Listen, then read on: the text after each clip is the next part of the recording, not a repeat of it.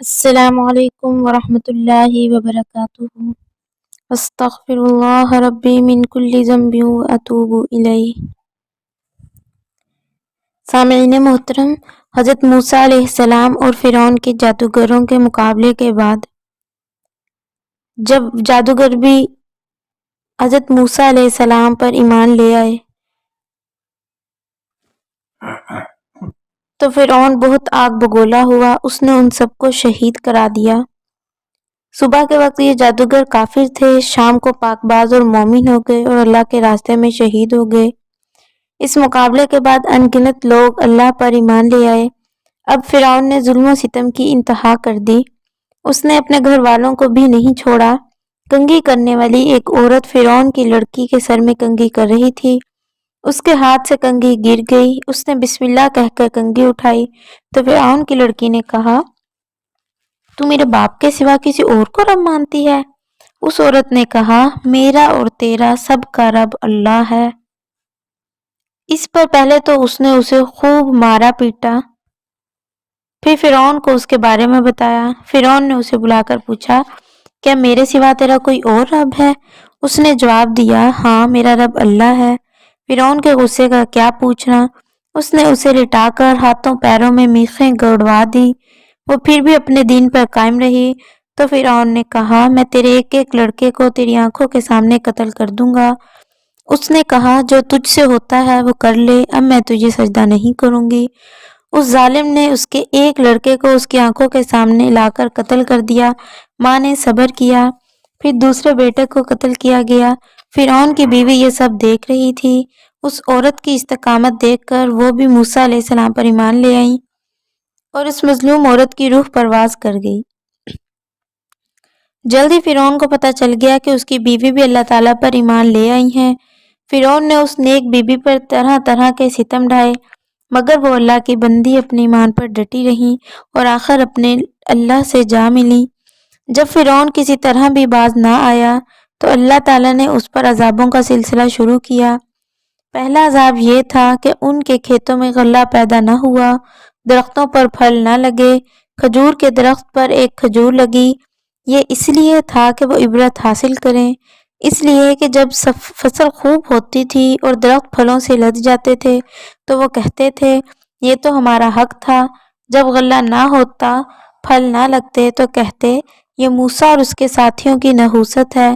وہ حضرت موسیٰ علیہ السلام سے کہتے، تم کچھ کر لو، ہم تمہاری بات نہیں مانیں گے۔ اس پر اللہ تعالیٰ نے پے در پہ 5 قسم کے عذاب نازل کیے۔ اللہ تعالیٰ نے سورہ اعراف میں ان عذابوں کا ذکر کیا ہے۔ اللہ تعالیٰ فرماتے ہیں، پھر ہم نے ان پر طوفان، ٹڈی، چیچڑی، مینڈک اور خون کا عذاب بھیجا، پھر بھی وہ تکبر کرتے رہے اور وہ تھے ہی گناہگار۔ جب ان پر کوئی عذاب آتا تو وہ کہتے، اے موسیٰ، اپنے رب سے ہمارے لیے دعا کریں، اگر دور کر دیا تو نے ہم سے یہ عذاب تو ہم تجھ پر ایمان لے آئیں گے اور بنی اسرائیل کو تیرے ساتھ جانے دیں گے۔ اللہ تعالیٰ نے 5 قسم کے عذابوں کا ذکر کیا ہے، ان میں سے ہر ایک عذاب ایک مقررہ وقت تک رہا پھر ٹل گیا، اس طرح انہیں ہر عذاب کے بعد مہلت دی گئی۔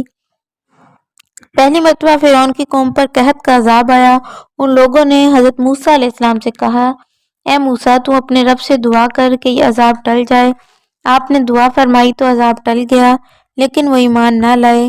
اس پر حضرت موسیٰ علیہ السلام نے اللہ تعالیٰ سے عرض کیا، اے میرے پروردگار، یہ لوگ ایسے ہیں کہ قحط کے عذاب سے بھی باز نہیں آتے، معاہدہ کر کے پھر گئے، ان پر ایسا عذاب نازل کر جو ان کے لیے دردناک ہو اور بعد میں آنے والوں کے لیے عبرت بن جائے۔ اب اللہ تعالیٰ نے ان پر طوفان کا عذاب بھیجا، یہ پانی کا عذاب تھا۔ فرعون کی قوم کے گھروں اور زمینوں کو طوفان کی پانی نے اپنی لپیٹ میں لے لیا، نہ کہیں بیٹھنے کی جگہ رہی اور نہ زمین میں کچھ کاشت کرنے کی۔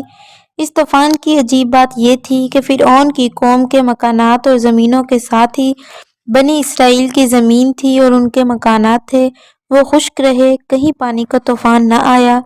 اس طوفان سے گھبرا کر فرعون کی قوم نے پھر حضرت موسیٰ علیہ السلام سے التجا کی، اے موسیٰ، اپنے رب سے دعا کریں کہ پانی کا یہ عذاب ٹل جائے، اگر یہ عذاب ہم سے دور ہو گیا تو ہم آپ پر ایمان لے آئیں گے اور بنی اسرائیل کو آزاد کر دیں گے۔ حضرت موسیٰ علیہ السلام کی دعا سے یہ عذاب دور ہو گیا، ان کی کھیتیاں پہلے سے زیادہ ہری بھری ہو گئیں۔ جب ایسا ہو گیا تو کہنے لگے، در حقیقت یہ عذاب نہیں بلکہ ہمارے فائدے کے لیے تھا، اس کے نتیجے میں تو ہماری پیداوار میں اضافہ ہوا ہے، اس لیے موسیٰ کا تو اس میں کوئی دخل ہی نہیں۔ اس طرح وہ اپنے وعدے سے پھر گئے۔ 1 ماہ امن اور چین سے گزر گیا۔ اللہ تعالیٰ نے انہیں سوچنے کی مہلت دی مگر وہ ہوش میں نہ آئے۔ اب اللہ تعالیٰ نے ان پر ٹڈیوں کا عذاب کیا۔ ٹڈی دل نے ان کی تمام فصلوں کو اجاڑ دیا، بلکہ لکڑی کے دروازوں، چھتوں اور گھریلو سامان کو بھی وہ ٹڈیاں کھا گئی۔ اس وقت ایک بار پھر فرعون کی قوم چلا اٹھی، اے موسیٰ، اللہ سے دعا کریں کہ یہ عذاب ہم پر سے ٹل جائے، ہم ایمان لے آئیں گے اور بنی اسرائیل کو آزاد کر دیں گے۔ حضرت موسیٰ علیہ السلام نے پھر دعا کی اور عذاب ان پر سے ہٹ گیا، مگر عذاب ہٹتے ہی وہ پھر وعدے سے پھر گئے۔ اللہ تعالیٰ نے انہیں پھر 1 ماہ کی مہلت دی۔ اس مرتبہ ان پر جوؤں کا عذاب آیا، یا پھر ایک قسم کے کیڑوں کا عذاب آیا۔ ان کیڑوں نے ان کے غلے کو گھن کی طرح کھا لیا اور جوؤں نے ان کے بال تک کھا لیے۔ ایک بار پھر قوم فرعون بلبلا اٹھی اور دعا کی درخواست کی، پھر وہی وعدہ کیا۔ آپ نے پھر دعا کی اور عذاب ٹل گیا، اور عذاب کے ٹلتے ہی وہ بدل گئے۔ اللہ تعالیٰ نے انہیں یہ مہلت دی، یہ قوم باز نہ آئی۔ چوتھا عذاب ان پر مینڈکوں کا آیا۔ ان کے گھروں پر ہر چیز میں مینڈک نظر آنے لگے۔ سونے کے لیے لیٹتے تو بدن کے نیچے مینڈک آ جاتے، پکے ہوئے کھانوں میں مینڈک نظر آتے، غرض ہر چیز میں مینڈک پیدا ہو گئے۔ ایک بار پھر وہ بلبلا اٹھے اور دعا کی درخواست کی۔ آپ نے دعا کی، اللہ تعالیٰ نے پھر عذاب ہٹا دیا، مگر وہ قوم پھر وعدے سے مکر گئی۔ اس وقت ان پر خون کا عذاب آیا، ہر چیز میں خون نظر آنے لگا، کنویں میں، حوض میں، سب میں خون نظر آتا۔ کھانا پکاتے تو وہ خون میں تبدیل ہو جاتا۔ تنگ آ کر انہوں نے بنی اسرائیل سے پانی مانگا، کیونکہ ان کا تو پانی بھی خون میں تبدیل ہو چکا تھا۔ بنی اسرائیل کے لوگوں نے انہیں پانی دیا تو ان کے ہاتھوں میں جاتے ہی پانی بھی خون میں تبدیل ہو گیا۔ ایک ہی دسترخوان پر بیٹھ کر قبطی اور اسرائیلی کھانا کھاتے تو جو لقمہ فرعونی کے منہ میں جاتا تو خون بن جاتا، اور بنی اسرائیل کا لقمہ خون میں تبدیل نہ ہوتا۔ آخر یہ بدکار قوم چلا اٹھی، فریاد کی، پہلے سے زیادہ پختہ وعدے کیے تو ان پر پھر رحم آ گیا، دعا کی تو عذاب ٹل گیا اور وہ پھر وعدے سے پھر گئے۔ چھٹی مرتبہ ان پر طاعون کا عذاب آیا، اس عذاب میں ان کے 70,000 آدمی ہلاک ہو گئے۔ اس وقت انہوں نے پھر عذاب ہٹانے کی دعا کرائی، عذاب ہٹ گیا تو انہوں نے پھر عہد توڑ دیا۔ اس قدر واضح نشانیاں دیکھ لینے کے باوجود وہ اپنی ہٹ درمی پر ڈٹے رہے۔ اس وقت آخری عذاب کا وقت آ گیا۔ ان لوگوں نے سوچا کہیں لوگ حضرت موسیٰ علیہ السلام پر ایمان نہ لے آئیں۔ ادھر فرعون ان سے کہتا، دیکھو میں اکیلا مصر کا مالک ہوں، میرے باغات اور محلات ہیں، نہریں جاری ہیں۔